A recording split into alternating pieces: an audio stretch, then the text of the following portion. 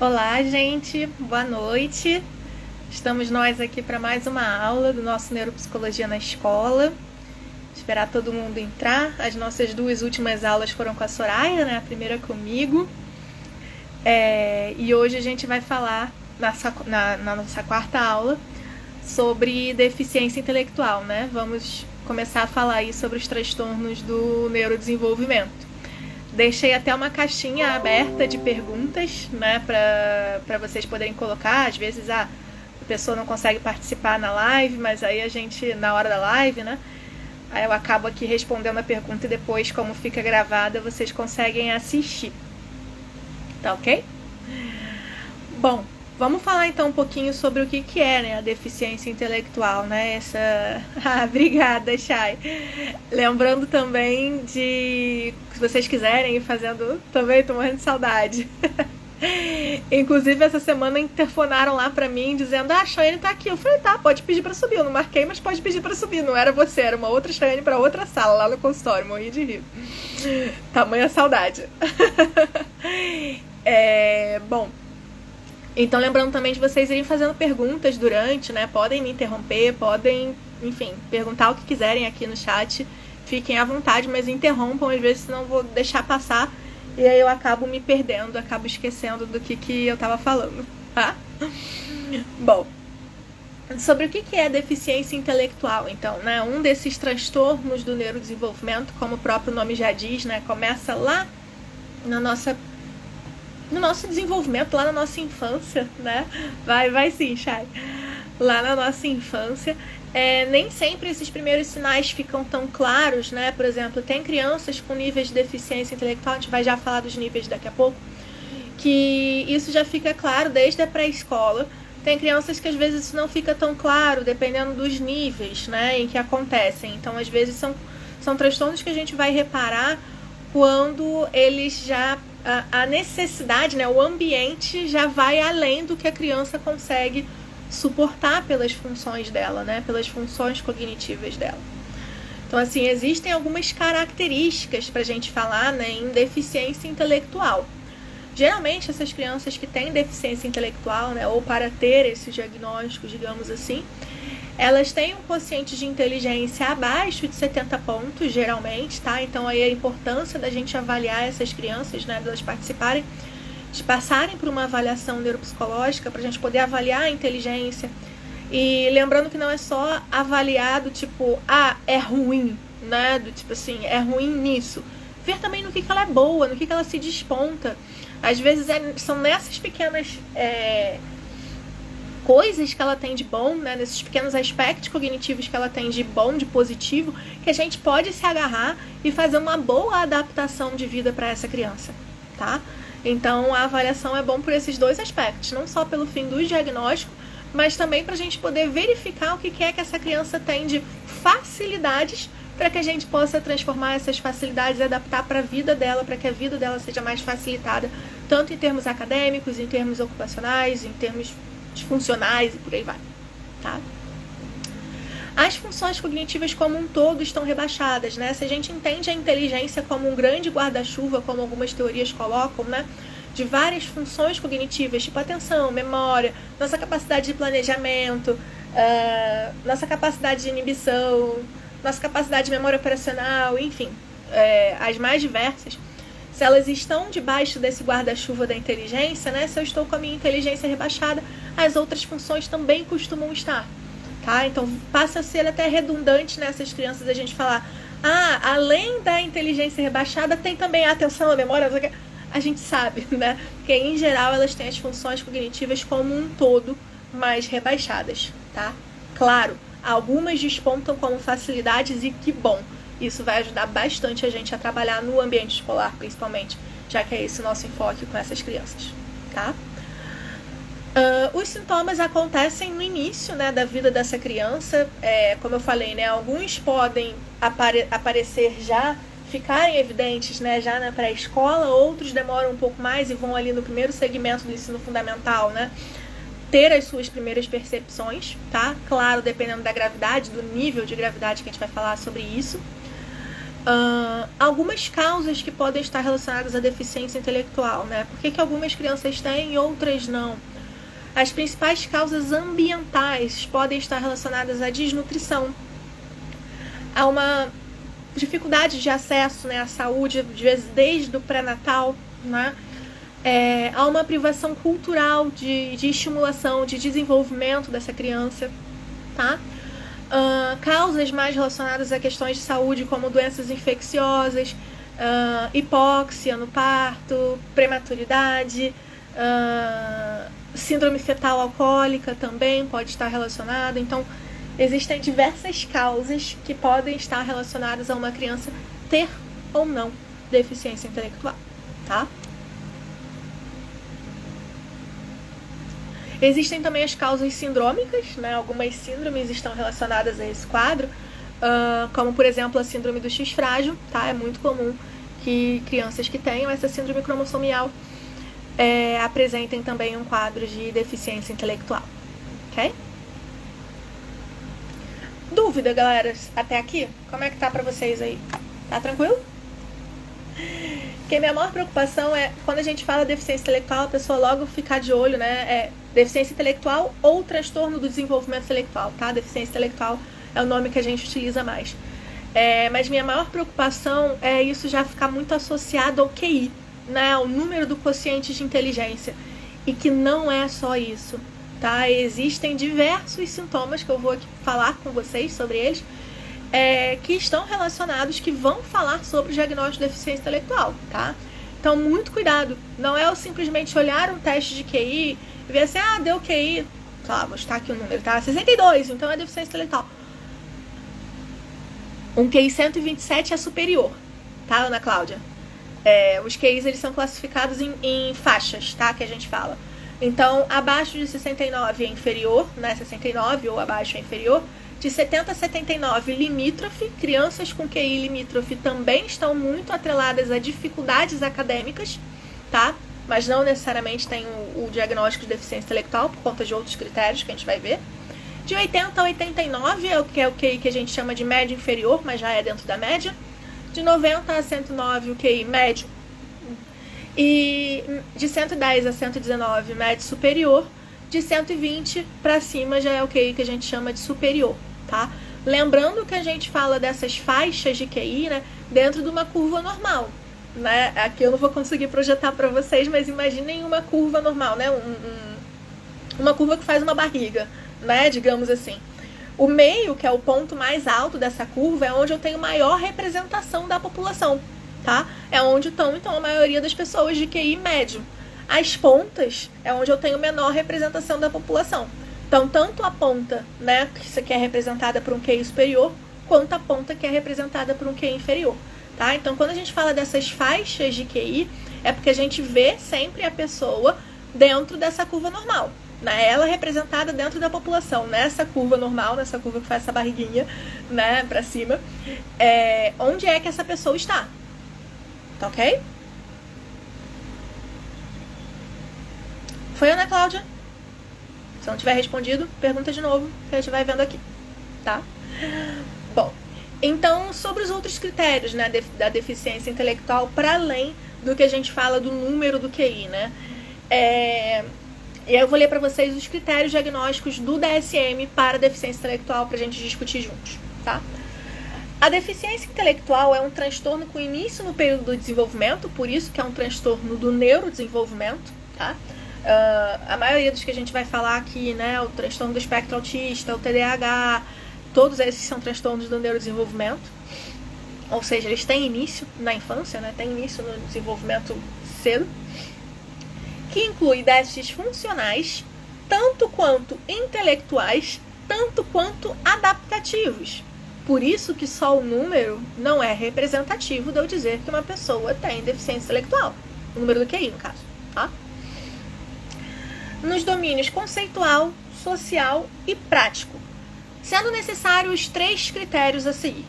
O critério A: déficits em funções intelectuais como raciocínio, solução de problema, capacidade de planejamento, capacidade de pensamento abstrato, juízo, capacidade de aprendizagem acadêmica e aprendizagem pela experiência, confirmado tanto por uma avaliação clínica, tá?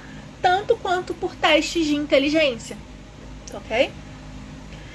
Critério B. Déficits em funções adaptativas que resultam em fracasso para atingir padrões de desenvolvimento e socioculturais que são esperados para aquela criança, tá? Em relação à independência pessoal e responsabilidade social.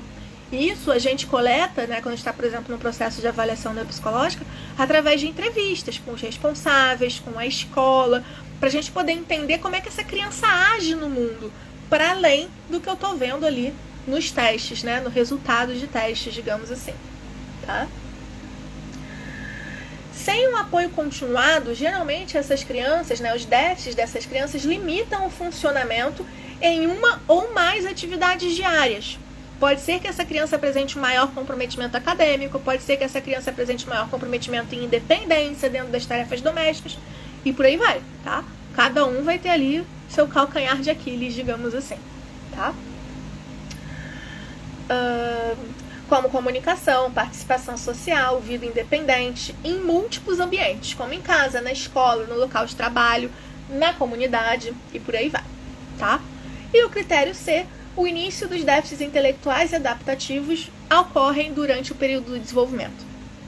Então, a Alessandra conhece uma pessoa que estava tudo bem e depois, sei lá, com 30 anos começou a apresentar um déficit intelectual, alguma coisa assim.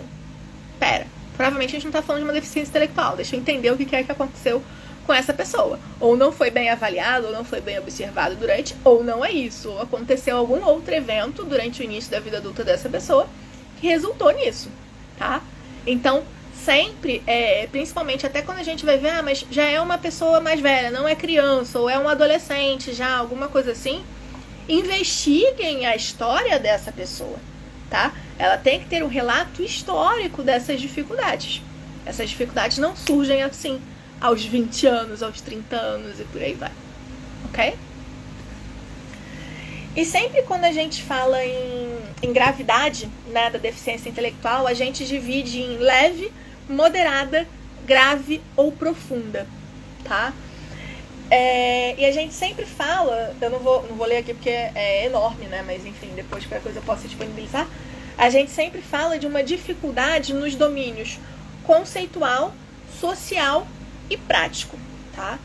Então, de uma maneira geral, né, as crianças que têm uma deficiência intelectual com gravidade profunda, elas muito dificilmente vão conseguir estar no ambiente escolar, né, completar uma escolaridade, mesmo que seja mínima, vão ter necessidades de suporte extremo, tá? Inclusive, quanto a suportes para higiene pessoal e etc., elas não vão conseguir dar conta disso sozinhas, tá?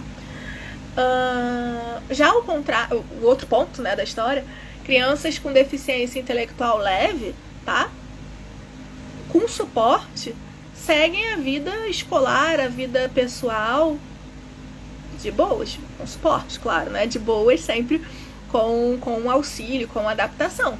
Mas são essas crianças que a gente vai ver que quando são trabalhadas adequadamente, com a adaptação adequada e tal, vão fazer a faculdade lá com o suporte delas e vão seguir, tá? Sempre uma vida com alguma necessidade de suporte, provavelmente, mas também com outras boas funções, bem independente, obrigado. Tá ok? Então, só para vocês terem ideia desses níveis, né, que a gente vai vendo ao longo desse diagnóstico, né, os níveis de comprometimento. Ok? Bom, vou aproveitar que a gente está falando sobre deficiência intelectual e apesar de ninguém ter me feito essa pergunta hoje para essa live, mas é uma coisa que já me perguntaram ao longo da vida, então vou aproveitar e falar também sobre atraso global do desenvolvimento, né? Também conhecido acho que como TGD, se eu não me engano, transtorno global do desenvolvimento, se eu não me engano, também acho que usam esse termo. Já ouvi esse termo em algum lugar. Bom, essa é uma característica muito específica, né, que a gente fornece para as crianças com menos de 5 anos de idade, tá? Quando o nível de gravidade clínica não pode ser avaliado de modo confiável durante a primeira infância. A gente tem uma dificuldade muito grande de avaliar as crianças de primeira infância e bater o martelo ali, né, numa questão diagnóstica. Por mais que a gente já esteja vendo alguma dificuldade, é um período de desenvolvimento muito grande. Então, às vezes, é difícil a gente ver a clareza, né? Do tipo assim, tá bem claro, tá? Sem sobras de dúvidas que é isso, que é esse diagnóstico. Nem sempre fica tão claro. A criança tá acontecendo de uma maneira muito intensa nessa fase, tá? Então, o atraso global do desenvolvimento pode ser usado nesse contexto, onde a criança ainda apresenta alguma dificuldade, não está acompanhando os seus pares, mas que a gente ainda não tem uma característica ali completa para bater o martelo de um quadro de deficiência intelectual. Por quê? O atraso global do desenvolvimento é meio que a criança pode correr atrás do prejuízo, digamos assim, né? Numa expressão. Onde ela pode acabar acompanhando. Daqui a 1, 2 anos ela acompanhou, voltou. Foi só um atraso, um período ali de atraso do desenvolvimento, tá? Mas isso não permanece, tá bom? Por isso também a importância da gente acompanhar essas crianças periodicamente, fazer um acompanhamento longitudinal delas, tá? Porque nem sempre assim, já está apresentando alguma dificuldade, mas não foi possível fechar um diagnóstico, mas a gente tem que ver o que é que vai acontecer com essa dificuldade, né? Não é deixar ela ali à torta direito, entregue para o mundo sem auxílio, tá ok? Gente, dúvidas sobre o que é a deficiência intelectual, sobre atraso global do desenvolvimento? Senão eu vou aqui para as perguntas da caixinha. Então, tá. Se tiverem dúvida, vão colocando aí que eu vou pergunta da caixinha e tal, tá? Na caixinha deixaram uma pergunta, eu não sei se a pessoa tá aqui que fez a pergunta, se tiver, eu até queria que me explicasse um pouco melhor. Eu não sei se eu entendi direito a pergunta. Como avaliar esse aluno, mesmo sabendo que há aprovação automática? Eu não entendi se às vezes essa pessoa está falando dos anos iniciais do ensino fundamental, se eu não me engano na rede pública trabalha-se com aprovação automática, não sei se seria isso, ou sobre alguma condição onde esses alunos com deficiência intelectual seriam obrigatórios a ser submetidos a uma aprovação automática, porque essa segunda opção eu nunca vi, tá? Mas como é que a gente avalia o aluno com deficiência intelectual? Primeira coisa, qual é o meu objetivo ao avaliar o aluno, né? Tava até falando isso na faculdade semana passada, né? Que aconteceu justamente isso. Aquela coisa, aluno, né? Burro velho já, de faculdade, né? Mas, assim, aconteceu justamente uma situação que foi, caramba, como é que vai ser sua prova e tal? Gente, é uma prova, medição de conhecimento, não é intuito de punir ninguém, tá? Então, prova, pra mim, o objetivo é sempre medir o conhecimento. Ou seja, saber o que é que o aluno aprendeu daquele conteúdo ali que tinha sido programado para esse aprendizado, né? E o que não aprendeu, para que a gente talvez possa reforçar, verificar alguma outra maneira de auxiliá-lo com isso. Então, pra mim, a avaliação é sempre nesse contexto, né? Então, como avaliar esse aluno? Avaliando como avaliaria os demais, né? No sentido de quais competências eu espero que esse aluno tenha. Então, eu tenho que ter uma prova, né? Uma medida, digamos assim, para avaliar essas competências. Porém, essa prova precisa ser adaptada às necessidades do aluno, tá? Então, se esse aluno, para responder uma prova, precisa de um mediador, precisa de um leitor, de alguém do lado dele para explicar o que é que está sendo pedido ali, que ele tenha. Tá? A lei já garante para ele, né, essas questões relacionadas à adaptação.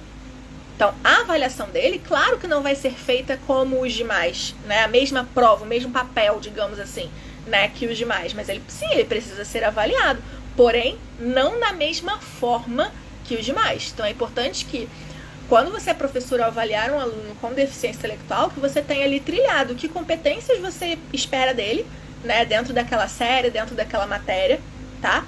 O que é que a partir do plano pedagógico ali montado para ele também, discutido junto com a escola, discutido com outros professores, discutido com a coordenação pedagógica, é esperado, tá? E aí montar uma medida de avaliação para ele, tudo bem? Então a avaliação desse aluno precisa sim ser diferenciada de acordo com o que acontece com ele, com as necessidades dele, tá? E sobre a questão da aprovação automática, eu não sei, se a pessoa estiver aqui e puder me explicar melhor, que eu não entendi. Esses alunos não têm, em nenhum momento, a obrigatoriedade de serem aprovados, tá? Então, eu não sei o que quer dizer essa aprovação automática.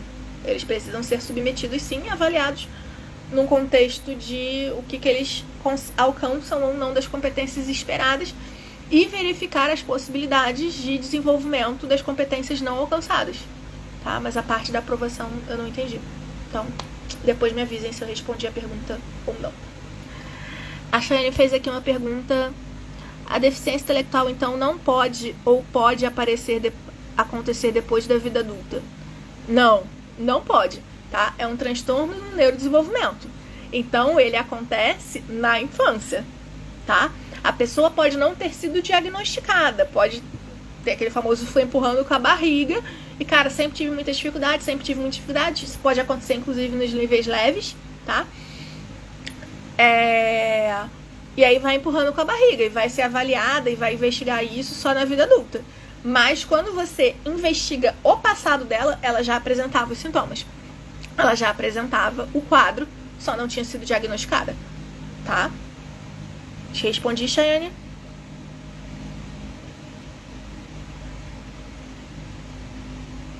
Deixa eu ver se perdi mais alguma pergunta aqui. Já respondi.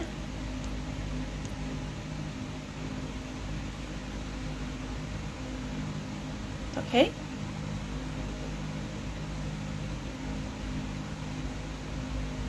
Beleza, peraí que fizeram alguma pergunta aqui. Peraí. Minha filha tem 11 anos e tem uma grande dificuldade de aprendizado. Qual seria o melhor caminho? Acho que o ideal seria que ela pudesse fazer uma avaliação neuropsicológica, né? Pra gente poder entender de onde é que vem essa dificuldade de aprendizado. Existem diversas possibilidades, né? Desde questões relacionadas a um transtorno, às vezes não identificado, desde uma dificuldade pontual, às vezes em alguma matéria tal, que não está relacionada a um transtorno, desde a metodologia da escola onde ela está, que às vezes não é o ideal para ela, enfim, 1.300 coisas, mas eu acho que o ideal seria ela começar por uma avaliação para a gente poder ir descartando algumas possibilidades, ficando com menos e atuando, ok? Rony, se eu tiver respondido a sua pergunta, tá? Me avisa.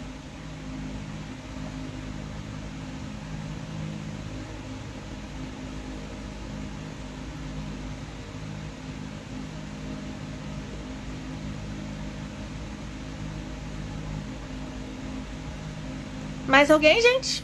Tranquilo?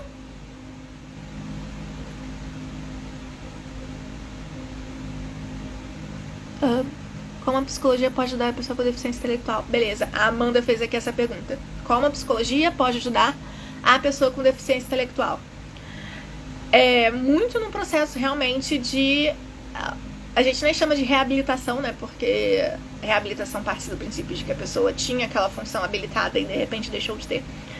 Mas no sentido de estimulação para que a gente possa ir ajudando essa pessoa a ser mais funcional no mundo, tá? Então, no sentido de ajudar essa pessoa a trilhar estratégias de adaptação para que ela possa agir no mundo. Além de lidar também com as emoções que vão aparecer, né, quando ela estiver diante de situações de dificuldade, porque o mundo não é adaptado para essas pessoas. Então, lidar com todas essas expectativas que acontecem. Por vezes, essas pessoas são muito acometidas por sintomas depressivos, né, por questões relacionadas à baixa autoestima, né, por falas depreciativas dos demais, e isso precisa ser trabalhado em psicoterapia também, tá? Então, de uma maneira geral, acho que seria com essas duas questões. Os aspectos emocionais, que podem estar relacionados ao quadro, né, ou a coisas que acontecem no mundo, né, que acabam alterando aspectos emocionais dessa pessoa, e no sentido também de trabalhar uma questão mais adaptativa, né, de ajudar essa pessoa a se adaptar melhor ao mundo, à sua funcionalidade, tá? No sentido de estratégias mesmo. Ok?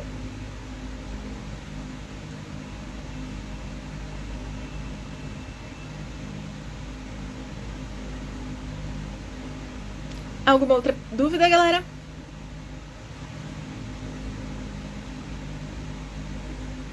Não? Tranquilo? Deu pra entender direitinho? Então, beleza. A live vai ficar gravada pra vocês assistirem quando quiserem. E daqui a 15 dias vocês se encontram com a Soraya pra falar do outro tema, que eu já não lembro qual vai ser, mas depois eu coloco aqui nos stories pra vocês, tá bom? Qualquer coisa, manda mensagem pra gente, que a gente vai respondendo também, tá? Uma boa noite. Tchau, tchau!